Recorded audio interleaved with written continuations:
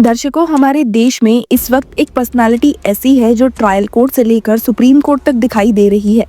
जी हाँ, आपने बिल्कुल सही पहचाना, leader of opposition Rahul Gandhi. अभी हाल ही में सुप्रीम कोर्ट ने उनके एक केस में इंटरिम प्रोटेक्शन को एक्सटेंड किया और नेक्स्ट डेट 26 अप्रैल की रखी। ये वही केस है जहां राहुल गांधी पर गलवान वैली क्लैश के बाद डेरोगेटरी रिमार्क्स पास करने का एलिगेशन है। लेकिन जैसा कि हमने कहा कि ट्रायल कोर्ट से लेकर हाई कोर्ट और सुप्रीम कोर्ट तक उनके अगेंस्ट डेफेमेशन केसेस देखने को मिल रहे हैं। पुणे कोर्ट में सावरकर केस के बाद और सुप्रीम कोर्ट में गलवान वैली क्लैश को लेकर हियरिंग होने के बाद अब कर्नाटका का पॉलिटिकल लीगल बैटलफील्ड भी एक बार फिर से इग्नाइट हो चुका है। After the Karnataka high court heard a plea in criminal defamation case filed by the state BJP against Rahul Gandhi. आपको जानकर हैरानी होगी कि इस केस का बैकग्राउंड काफी पॉलिटिकली चार्ज्ड है। कर्नाटका इलेक्शंस के टाइम कांग्रेस ने एक एक्सप्लोसिव एडवर्टीजमेंट रन किया था जिसका टाइटल था करप्शन रेट कार्ड। एड्स में ये क्लेम किया गया था कि बीजेपी गवर्नमेंट के अंडर हर पोस्ट, ट्रांसफर और अपॉइंटमेंट का एक रेट था, कुछ लाख कुछ crore depending on the position. Congress ने एड्स में एक चार्ट टाइप ग्राफिक यूज किया था जिसमें 40% कमीशन सरकार का नैरेटिव एम्पलीफाई हुआ।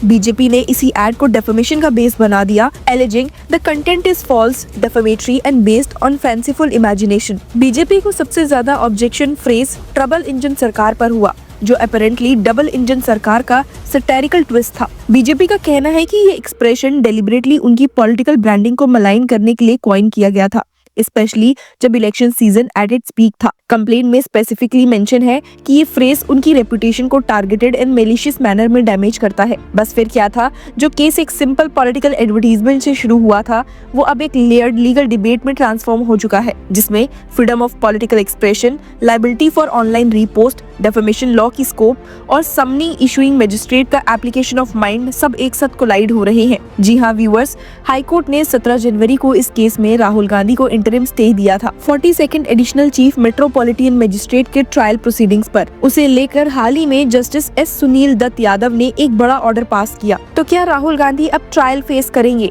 आइए जानते हैं कि क्या ऑर्डर हाईकोर्ट ने राहुल गांधी को सुनाया है। हियरिंग के दौरान कोर्टरूम में सीनियर एडवोकेट शशि किरण शेट्टी के आर्ग्यूमेंट्स ने पूरे मैटर को एक इंटरेस्टिंग टर्न दे दिया। उन्होंने सबसे पहले क्लैरिटी से ये एस्टैब्लिश किया कि इस कंप्लेंट में राहुल गांधी का एलिज्ड रोल बस एक रीट्वीट का था। उन्होंने बेंच को कहा, so as far as allegations against the petitioner is that he retweeted, there is no material in the complaint और स्वॉन स्टेटमेंट। जब बेंच ने स्पेसिफिकली पूछा कि कंप्लेंट में एक्चुअल एलिगेशन क्या है, तो एडवोकेट शेट्टी ने सीधा जवाब दिया, the admitted fact is that the publication is not made against the complainant and it is made by accused number 1। उन्होंने एम्फसाइज किया कि जो कंट्रोवर्शियल एड्स थे जिनमें कांग्रेस ने बीजेपी गवर्नमेंट के एलिजिबली करप्ट रेट्स लिस्ट किए थे, दे वर नॉट ऑथर्ड, अप्रूव्ड और published by Rahul Gandhi.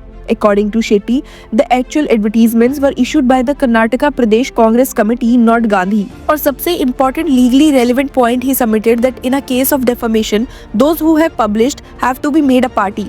In this case, none of them have been made party. On that short ground, also the case be quashed. आपको बता दूं कि defamation law का foundational principal ही ये है कि लायबिलिटी जनरली उन पर होती है जो कंटेंट का क्रिएशन, अप्रूवल या पब्लिकेशन करते हैं। राहुल गांधी के वकील का मानना है कि यहाँ ना तो केपीसीसी ऑफिशियल्स को पार्टी बनाया गया, ना एड एजेंसीज को और ना उन इंडिविजुअल्स को जिनके सिग्नेचर्स या अथॉरिटी एलिज्ड एड में रिफ्लेक्ट होती है। कोर्ट ने भी प्राइमा फेसी देखा कि कंप्लेंट में काफी वेग और बाल्ड एलिगेशंस है, जैसे एडवोकेट शेट्टी ने रीडिंग आउट द कंप्लेंट के टाइम पे हाईलाइट किए। कंप्लेंट में ये भी स्पेसिफाई नहीं था कि कौन सा पर्सन रिस्पॉन्सिबल था एड्स ऑथराइज करने के लिए, एड्स कब पब्लिश हुए और किस प्लेटफॉर्म पर। सबसे इम्पोर्टेंट बात जो हाईलाइट की गई वो ये थी कि जब एलिज्ड डेफेमेटरी पब्लिकेशन हुआ था तब राहुल गांधी एमपी भी नहीं थे। हाई कोर्ट ने मैटर अब 11 दिसंबर के लिए लिस्ट किया है, जहां दोनों पार्टीज सिनॉप्सिस फाइल करेंगी, specifically pointing out the role of the accused, the legal grounds relied upon and the authorities supporting those grounds। तब तक राहुल गांधी को दी गई इंटरिम स्टे को एक्सटेंड किया गया है। ये बात सभी जानते हैं कि समन्स इशू करते वक्त मजिस्ट्रेट को सेक्शन 204 सीआरपीसी के अंडर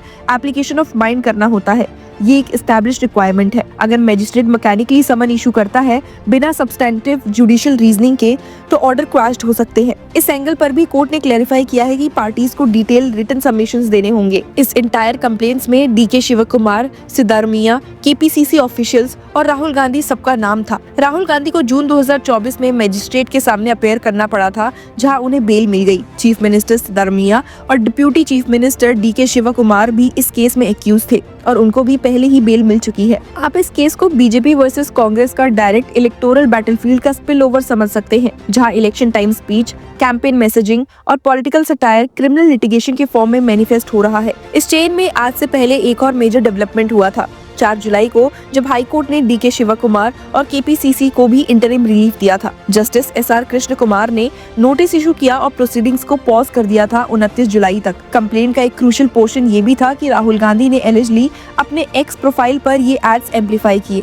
बीजेपी का कहना है कि as a senior national leader उनकी रीपोस्टिंग से कंटेंट को नेशनल विजिबिलिटी मिली और डिफेमेशन का स्केल वाइडन हुआ। लेकिन यहाँ एडवोकेट शेट्टी का आर्गुमेंट बहुत स्ट्रेटेजिकली सॉलिड था that a retweet is not equivalent to authorship or publication unless intention to defame or specific endorsement prove हो। कंप्लेन में neither intention alleged है nor publication role, इसीलिए राहुल गांधी पर क्रिमिनल डेफेमेशन लगाना scope के बाहर चला जाता है। पॉलिटिकल कंटेक्स्ट में इस केस का इम्पैक्ट काफी बड़ा है। कर्नाटका में कांग्रेस की गवर्नमेंट है और बीजेपी ऑपोजिशन में है। कांग्रेस ने 1 साल पहले इलेक्शन लैंडस्लाइड से स्वीप किया था, largely on anti corruption narrative. BJP को लगता है कि करप्शन रेट कार्ड नैरेटिव एक सोफिस्टिकेटेड पॉलिटिकल अटैक था जिससे पब्लिक परसेप्शन शेप हुआ और इलेक्शन आउटकम इन्फ्लुएंस्ड हुआ। कांग्रेस का स्टैंड है कि पॉलिटिकल एडवर्टीजमेंट, सटायर, क्रिटिसिज्म और कमेंट्री का कॉम्बिनेशन होते हैं और डेफेमेशन लॉ को पॉलिटिकल साइलेंसिंग के लिए यूज नहीं किया जा सकता। राहुल गांधी के ऊपर already multiple criminal defamation cases pending है। Savarkar remark, Modi surname remark, Galwan remark और आर्मी रिलेटेड रिमार्क्स सब जुडिशियल स्क्रूटनी में है। इन सब के बीच ये कर्नाटका केस एक और लेयर ऐड करता है। लेकिन हाई कोर्ट का इंटरिम स्टे एक मैसेज देता है कि courts mindlessly politically charge criminal complaints को फॉरवर्ड नहीं करेंगे अनलेस प्राइमा फेसी क्लैरिटी हो। ये भी नोटवर्दी है कि कर्नाटका हाई कोर्ट का अप्रोच कंसिस्टेंट लग रहा है, जुडिशियल डिस्क्रिशन, फेयरनेस और अब्यूज ऑफ क्रिमिनल प्रोसेस के अगेंस्ट स्टांस, स्पेशली जब पॉलिटिकल स्पीच की बात हो। कोर्ट का लीड है कि क्रिमिनल लॉ लास्ट रिजॉर्ट होना चाहिए, पहले नहीं। इस केस में भी कोर्ट ने एक बैलेंस स्टैंड लिया है, not dismissing BJP's grievances entirely but ensuring कि एक्यूज्ड को अननेसेसरी हैरेसमेंट ना हो जब तक लीगल एलिमेंट सेटिस्फाइड नहीं होते। अब 11 दिसंबर की नेक्स्ट डेट से पहले दोनों साइड्स रिटन सबमिशंस देंगे। कोर्ट का एम्फेसिस ये है कि समन्स इशू करने के टाइम पर मजिस्ट्रेट ने क्या कॉन्शियसली एग्जामिन किया, क्या कंप्लेंट में डेफेमेशन के एसेंशियल इंग्रेडिएंट्स थे, क्या एक्यूज्ड का रोल स्पेसिफिक था, क्या पब्लिकेशन का डायरेक्ट लिंक एस्टैब्लिश होता है और क्या कंप्लेनेंट ने प्रॉपर पार्टीज को एरे किया है। ये सब डिसाइड करेगा कि केस ट्रायल प्रोसीड करेगा या क्वैश्ड हो जाएगा। मीनवाइल पॉलिटिकल ऑपोजिशन के लिए ये रिलीफ एक साइकोलॉजिकल विन भी है। राहुल गांधी, डीके शिव कुमार, सिद्धारमैया तीनों के अगेंस्ट जो डेफेमेशन लिटिगेशन चल रही है उनका आउटकम अभी आना बाकी है।